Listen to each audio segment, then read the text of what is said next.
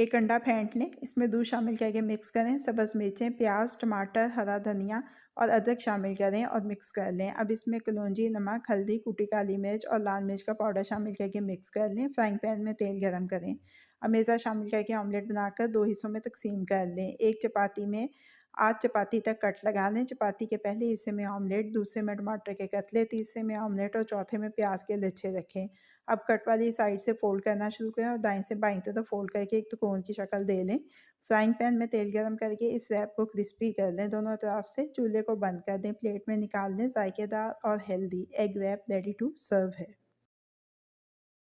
Frying pan में तेल गरम करके इसमें एक शामी कबाब फ्राई करें। इसके बाद फ्राइंग पैन में मज़ीद तेल शामिल करके गरम कर लें। एक फेंटा हुआ अंडा डालें, इसके ऊपर नमक और कुटी हुई काली मिर्च छिड़कें। अंडा नीचे से पक जाए तो फ्राई किया हुआ कबाब इस पर रखकर थोड़ा सा प्रेस करें और अंडे को फोल्ड करके कबाब को इसमें रैप कर लें। एक चपाती के दरमियान में आध तक कट लगाएं। चपाती के पहले हिस्से पर प्याज और चिली गार्लिक सॉस लगाएं। आखिरी हिस्से पर बंद गोभी और मायोनीज मिक्स करके लगाएं। तीसरे हिस्से में टमाटर के कतले और दूसरे हिस्से में अंडा और शामी कबाब रखें।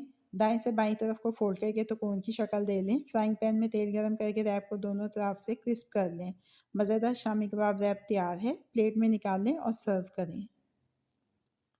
फ्राइंग पैन में तेल गरम करके एक अंडे को फ्राई करें। इसके बाद इसमें चिकन चप्पल कबाब फ्राई कर लें। एक चपाती के दरमियान में आध तक कट लगाएं।